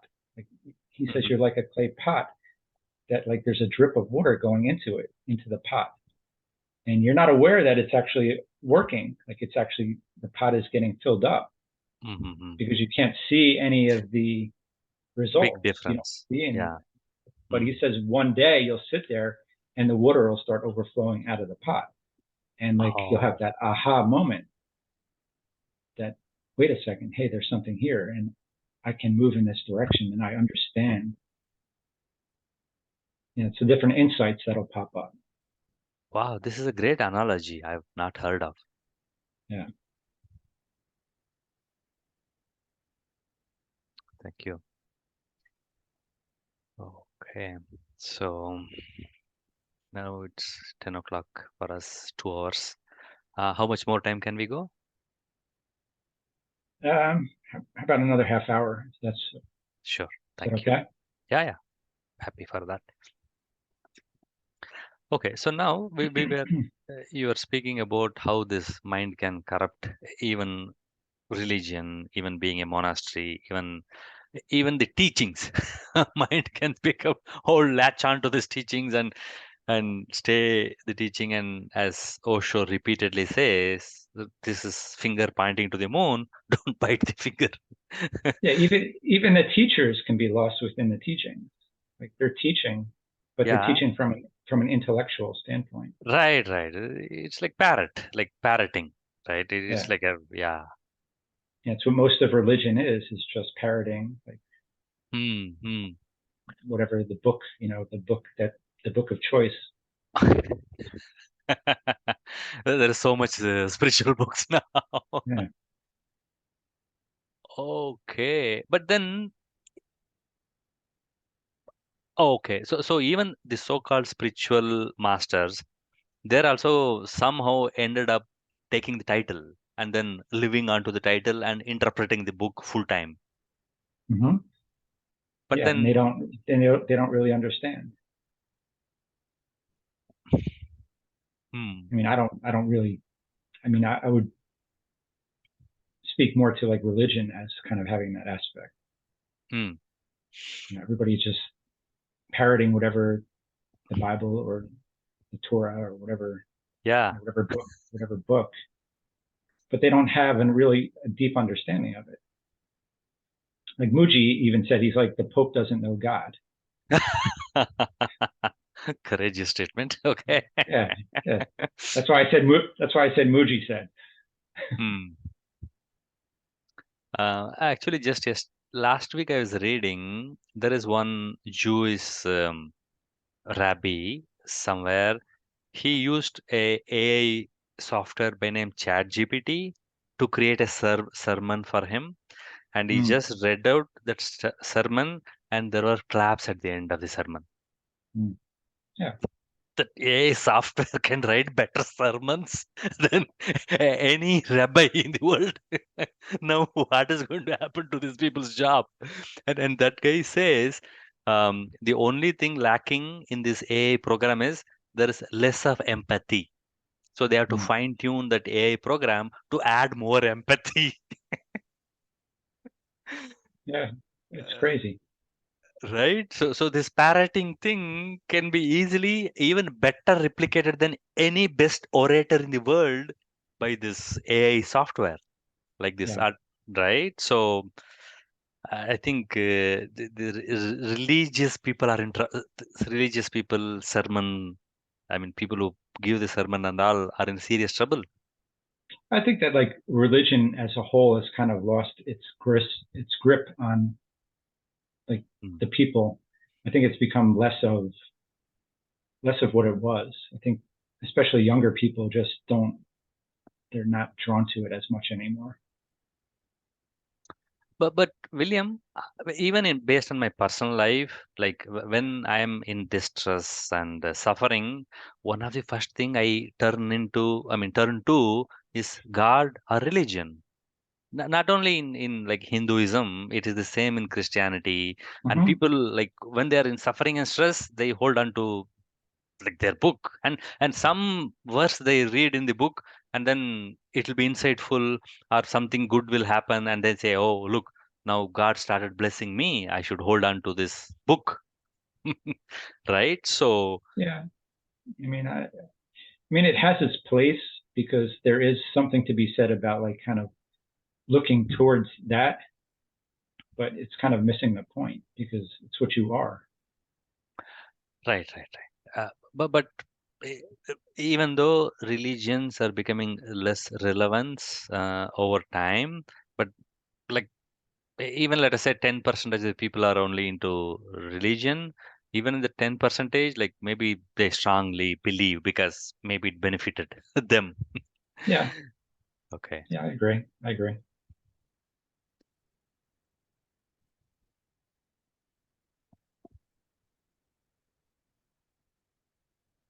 And by initially you said mind by nature is moving, and so restlessness is one of the quality of this mind.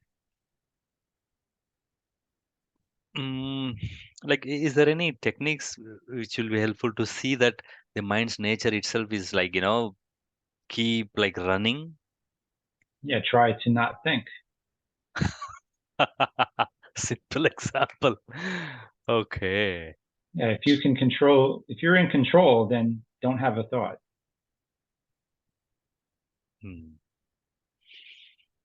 Yeah, what's the thing that said don't think about pink elephants. Yeah. Okay. Yeah, it should be quite obvious that you can't control your thinking.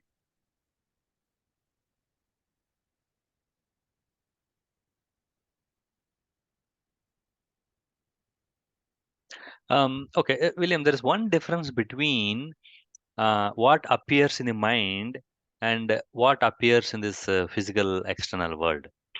See, what appears in my mind, it is comparatively easy for us to know that, yeah, this is transient.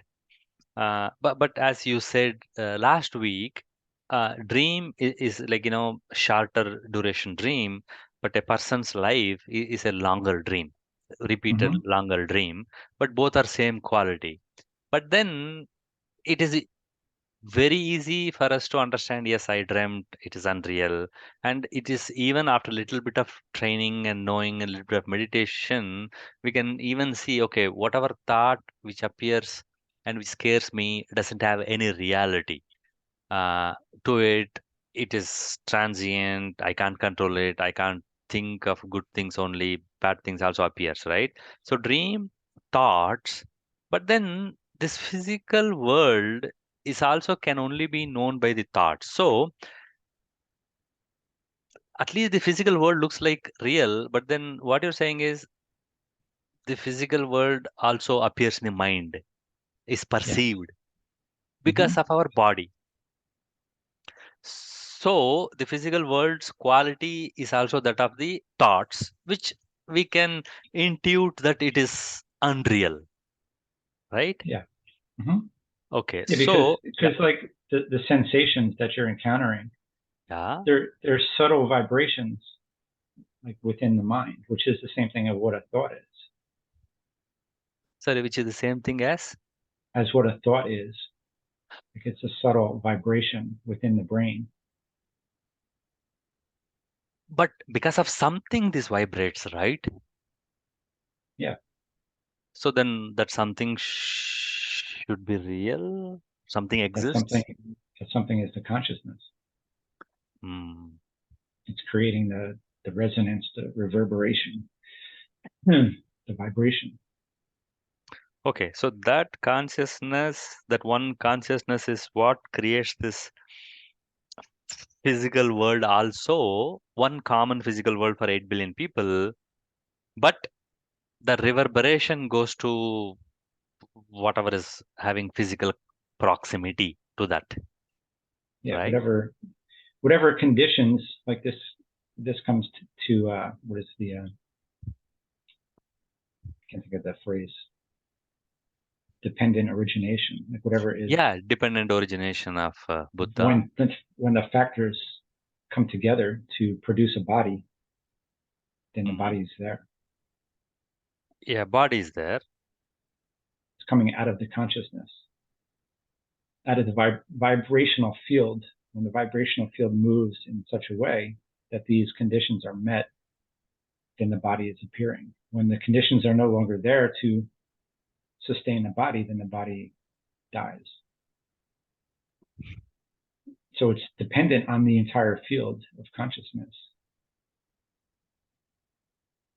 Hmm. But the problem or the uniqueness of the mind is that the mind itself doesn't have a reality, but because through the body it can perceive something which is created by this universal consciousness. Yes. Yeah, like a rock is going to appear within the consciousness, but it's not going to have that idea that it's there as itself. Right, but not only that, the only reality of the rock is as known by my mind. Yes, And this mind itself is unreal. yes, because it's an appearance. It's In the just mind. it's a dependent origination appearance Appearance of. in the mind of the human. See, wait a second. There are two things. Yeah, Let us say think about the field originally. The field is there as the entire consciousness. the physical universe, you mean? No, just the consciousness Yeah, okay. as The as whole, as a okay. vibration, like a vibrational field. And Okay. then within that vibrational field, the conditions of those vibrations come together and form the person with all the attributes in the brain. And that allows the perception of this world to be created within that greater field of consciousness. Hmm. Okay. So that's why you can say you're one with everything, because for you to be as you are, the entire field has to be exactly the way that it is. Yeah, right. And there's no separation. Like it's not like the consciousness is projecting Jay, and then the consciousness is projecting William, and the Hmm. consciousness is projecting the rock separately. It's Hmm. one field. It's a unitive field that everything's moving within that field, and it's dying moment by moment, just like a Hmm. movie screen. Hmm. It's appearing and disappearing each moment based on the fluctuation of the field. But there are few things which repeats, which the mind records and expects the same thing to repeat. It's just a thought. Yeah, the unreal thoughts demands that it has to appear this way only.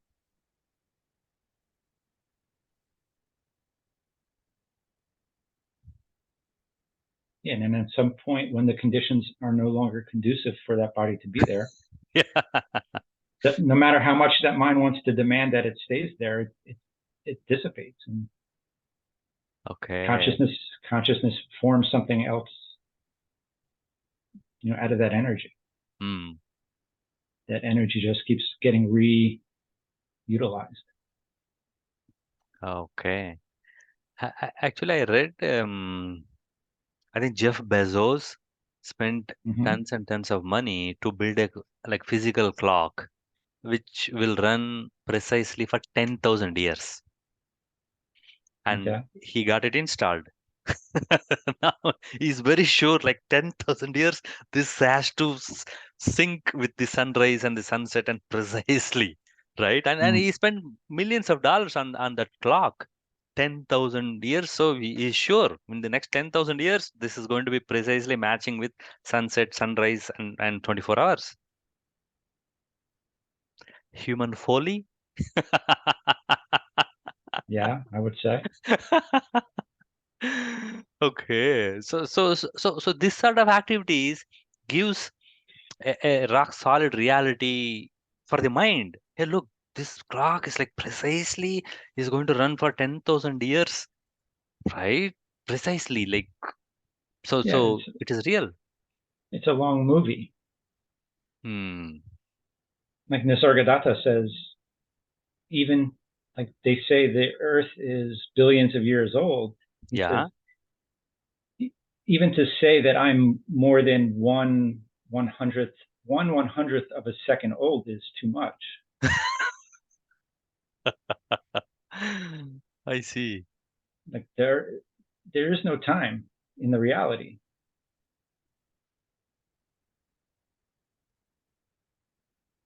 That which is observing time is the reality.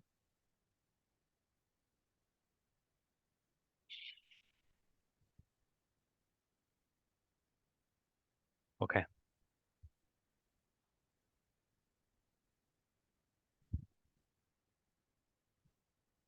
Thank you.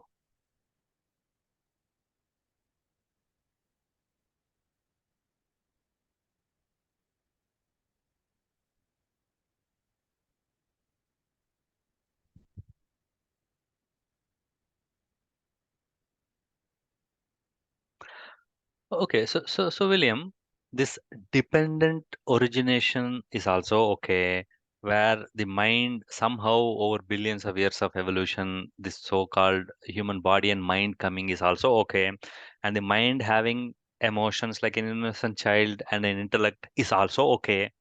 I mean, this is how it is. Like nobody can question, like why this, and all. This is also okay. But then somewhere in between this intellect, I mean, making use of this body and the intellect and the emotion, the imaginary personality come into existence, and that imaginary personality insisting this is how this universe should work is the root cause of all the problem. Yeah. Hmm. So this guy standing on the shoulder of the intellect and the emotion and the body and the 5 billion years of evolution and saying and demanding, this is how like it has to work. Otherwise, I'll be happy, I'll be mad, I'll cry, and I'll destroy this whole universe, and I'm angry. Uh, that is the only problem. Yeah, it is. Just Hmm. having an expectation of things to be a certain way. Okay. Like if you just relax and just allow everything to be the way that it is, then A- there's, and then still go with the flow and still yeah, okay, meet at 8 o'clock if you have promised to meet, and do your level best, and then even if it doesn't happens, okay, even if it happens, okay, right? yeah. So That's why like Ramana says, we move as we please. Like just whatever is happening, you move with it. sorry, I missed that quote, like we We move as move as we please. Whatever whatever feels like we should move in this direction is how we move. okay. Hmm. You're not holding an expectation that things need to be a certain way. Hmm. And thus being homeless is also okay. If Being a that's king is if also okay. yeah, yeah, whichever way it projects out. Yeah, okay. I just remembered one Osho story. I don't know whether it's Lao Tzu or some other Zen monk. So there'll be a thief who will come to steal to his hut, and then there is a blanket, only one blanket, and the thief takes it, and then the Zen master says, "Hey, look, I am giving you this blanket to you. You are not Mm-hmm. stealing. Don't go out with the idea that you are stealing. I've given it to you, so go." Like even his blanket, he gives it to the thief, and then Yeah. says, "Don't have the guilt feel that you stole from Mm. from somebody. You just know that I gave it to you. Like it's yours now. Go." Yeah, I heard something similar to that, but Hmm. it was a thief and he took the monk's clothes. Like he stole his clothes from him. Okay. But after the thief left, he said, "Poor fellow, I could have given him the moon." That's kind of like the way, Wow. yeah, Yeah. yeah, like such a deep understanding that like to be caught within such a petty experiencing when the moon is there to be taken. Like this is what you're grasping at. Yeah. You are the master of the universe. Mm, You are the emperor, and yeah, you want to steal a piece of cloth? yeah, Oh my God. I mean, it's not that this monk giving him the moon, but then making to realize that, look, you are actually everything, and everything happens inside you. Instead yeah, of that, you want to steal. yeah. And that's what you have to say to yourself. Like when you start to get like worked up about whatever, you have to really understand, like, no, this isn't the way that it is. This isn't who I am. Like Hmm. I don't need for things to be a certain way. I don't need for everybody to see me a certain way. Like you have to stand alone, like without having society approve of what you're doing one way or the other. And just relax Hmm. because you know you're all of it. Yeah. I mean, everything appears in one's oneself from that point Yeah, of that's view. That's why like people that are realized become very simple. Hmm. They don't really. I mean, it could, I guess, could facilitate its way. Like Osho was kind of like out there. Yeah, he's an exception. He had Yeah, like what 99 Rolls yeah, but Royce I cars. think I think he was trying to make it the point that you don't have to be simple. Like you can be however.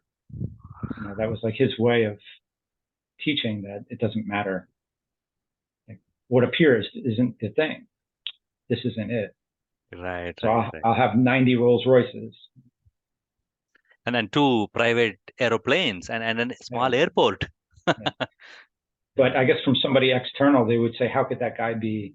How could he know anything? He's all greedy and Hmm. caught Hmm. caught within the material stuff. Yeah. William, a few minutes ago, you just touched upon the social pressure. The society Mm-hmm. wants like your parents and your friends and your relatives, they want you to be richer, bigger car, like all those things, right? I mean, for whatever reason. Now, what is this relationship, or how does this peer pressure and the thing and the mind works together? Because even if I want to become a monk, even if I want to have silence, the friends will drag me, hey, come, let's go to a movie or partying or whatever hell, right? My friends will drag me, or even in the workplace, right? You are expected to go out with them in the evenings, and then for me, like especially here in North America, like not to drink in workplace parties, like then you are an odd man out. You can't Yeah, believe, well, like, yeah. you have to come to the point where it doesn't matter to you. I mean, that's why like a lot of people on the spiritual path end up like kind of being very solitary Mm, because all of that stuff falls away as less important than coming to understand who they are. Like you're still holding on to the idea that I have to like keep up this appearance with friends, family, yeah, coworkers. Like you're yeah. not going to come to understand who you are because the mind is Mm, still grasping at that identity that it has to present itself in a okay. certain way, in a certain light to everybody else. I mean, part of it is a sense of like needing to be accepted, doesn't don't want to be ostracized, don't want to be the odd guy out. Mm, But at some point, the need to understand who you are is like supersedes even the need to okay. have friends or approval or anything. Right. Then obviously, only when that search is more important than your manager and your spouse and your friends and Yeah, your it's one of it's so-called one of the well-wishers. reasons one of the reasons why I got divorced. Yeah. Okay. And Yeah. I couldn't even like choose to do otherwise. Like something was kept moving me in a direction of being more spiritual to come to understand who I was. And like no Mm, matter if I would have like tried to give that up, like I couldn't give it up to like kind of become the good husband. mm. I mean, not to say that I did anything like horrible. I just spent more time kind of to myself and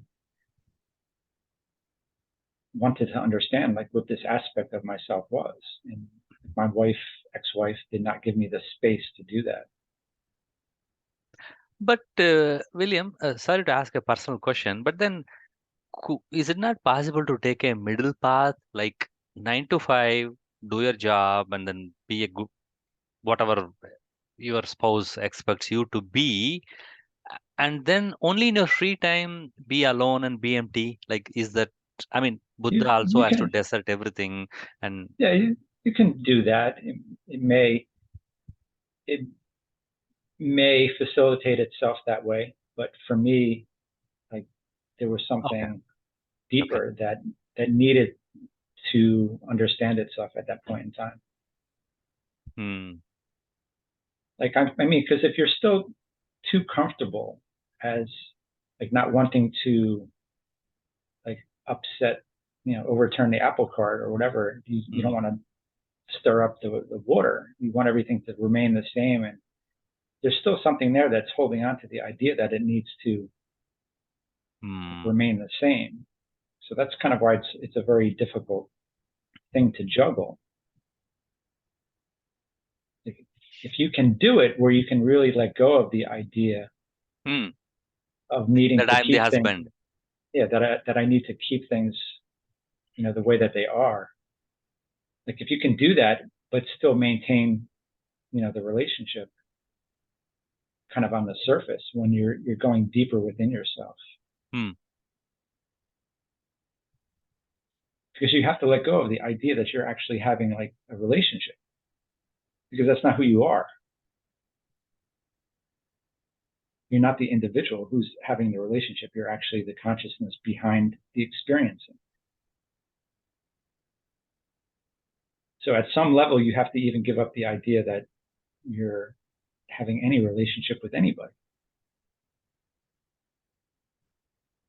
But they will continue to see this person as the same old person. Yeah, I mean, it could actually be, you could actually present better to them because you've let go of, some of your old conditioning, and you're you're more like easier to get along with because you're not holding on to such a tight Hmm. grasp of what your identity has to be, and doesn't have to be your way anymore. So it could be beneficial. I mean, for me, it went in the opposite direction where I just became like more quiet. Hmm. I also know many couples, like both husband and wife, sit and meditate. Like I know one of the guys in Calgary, both went for a 12-day Vipassana meditation, Mm-hmm. like where you don't even talk, you just Yeah, sit in meditation, right? So, yeah. My ex-wife tried. She tried to, like, she read some books. hmm, She wow, she okay, kind of like gave it a go of trying to like move into that direction, but hmm, she couldn't hold on to it. Like, I think part of the problem with her was she, and like part of it's my fault too. Is like at that point in time I wasn't working, hmm, and she was working, and like she wanted somebody else there to help support everything, but I couldn't. Like hmm, I couldn't be moved to go back in that direction. Like I can't even explain it. yeah, yeah, okay,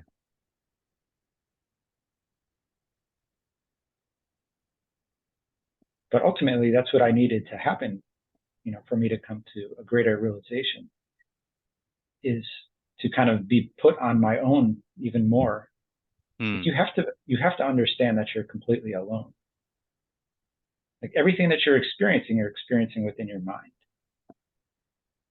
Like even that idea of the other, it's a projection. So you already are completely alone.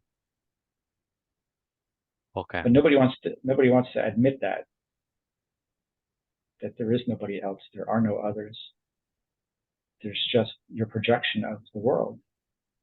hmm, But once you actually understand that you're beyond the projection, okay, then you can see that you are alone, but you're alone as everybody. You're alone as the entire projection, hmm, and beyond it as well. Like, there's nothing that's apart from you.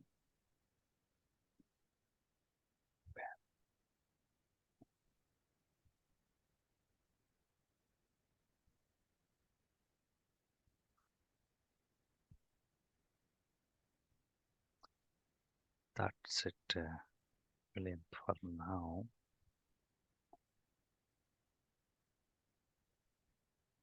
And maybe one last question. Yeah.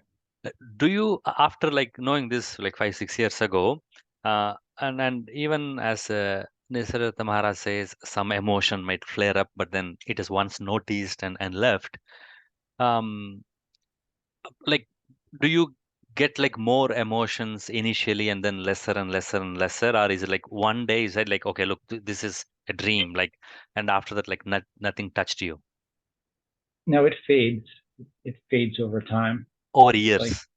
yeah, over years. Like Okay. you become less reactive Hmm. because you understand that you're beyond the one that's reacting. Okay. But Hmm. the tendency of the one to react, it's like the fan. The fan, it's going to keep spinning very fast. Like when Okay. the juice is cut off, but Yeah. eventually it starts to get slower and slower and slower and slower. So that reactivity is kind of there initially. And that's why, like, for me, I kept focusing on relaxation, like, even after coming to understand that, like, I'm beyond all of this, because you want to be, more relaxed within the experiencing. Hmm. And the more relaxed you are within the experiencing, the more you come to understand that stable place of where you're at. They kind of play off of each other. Okay.